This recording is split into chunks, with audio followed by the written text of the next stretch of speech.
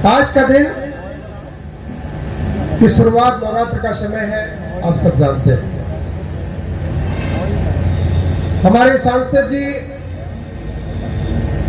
नवरात्र के समय ही मां दुर्गा का आशीर्वाद लेकर के आज कार्यालय का उद्घाटन किए हैं, तो जीत तो हम लोगों की सुनिश्चित है, इसमें कोई रोक नहीं सकता।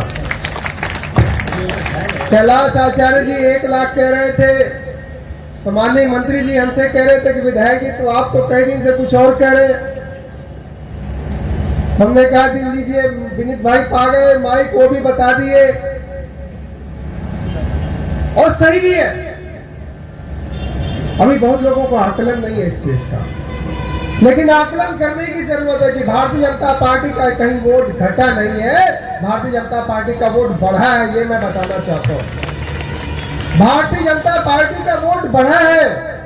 मोदी जी की लहर जो 2014 में थी, जो 2019 में थी, उससे कहीं ज्यादा लहर 2024 में है।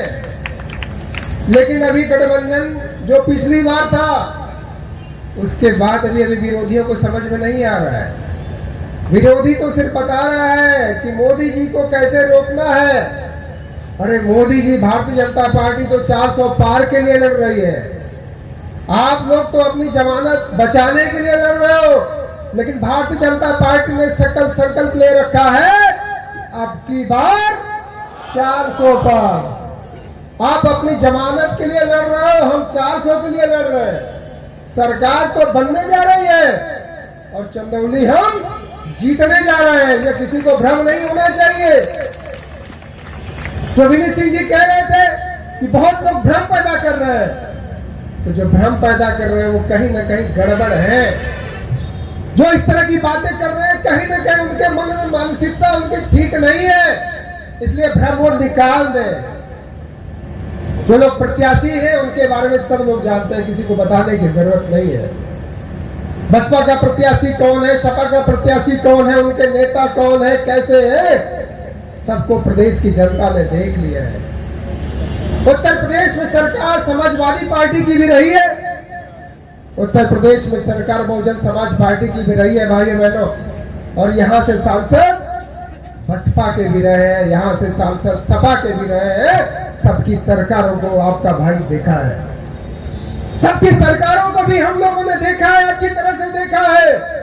लेकिन जब हम लोग चंदौली में पहली बार जब आए थे राजनीति करने, तो पंडित कमलापति त्रिपाठी जी का नाम सुन करके होता था कि पंडित जी ने विकास जरूर किया है, लेकिन आज आदरणीय महेंद्र नाथ पांडे जी ने उस लकीर को खींचने का जो काम किया है विकास की कड़ी को, उससे कहीं कम नहीं है। तो लकीर कहीं कम नहीं है, क्योंकि आज जनता को विकास की बात करती है, जनता को भी विकास चाहिए। लेकिन जो पार्टियां हैं वो सिर्फ बात करती है परिवारवाद की, वो पार्टी सिर्फ बात करती है जातिवाद की, लेकिन भारतीय जनता पार्टी परिवार और जातिवाद की बात नहीं करती है। भाइयों बहनों, आप सबको पता है हमारे पास तो ऐसे ऐसे मुद्दे हैं, जब हम गांव में जाएंगे तो हम सिर्फ बता दें, समझा दें लोगों को, कोई गुमराह नहीं होगा। जो लोग नाराज हैं नाराज हो सकते हैं, लेकिन जब बूथ पे जाएंगे तो कमल का ही बटन दबाएंगे, ये भी मैं आपसे कहना चाहता हूं। लेकिन सबको जाके सिर्फ बताने की जरूरत है, समझाने की जरूरत है।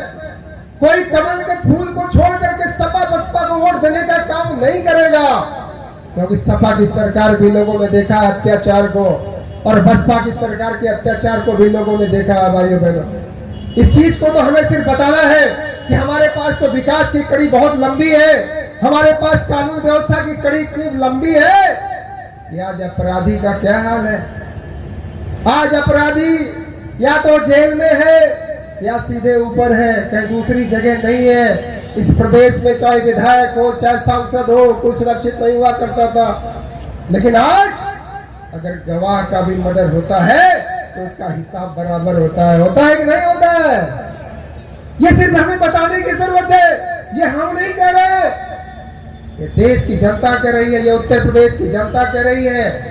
हमने मीडिया में भी देखा है, हमने बहुत सी जगहों पे देखा है कि एक गरीब आदमी भी ये बात कह रहा है कि उत्तर प्रदेश में योगी जी की सरकार है, कानून व्यवस्था की सरकार है, और हमारी सरकार की चर्चा कलकत्ता की हाई कोर्ट में भी होती है,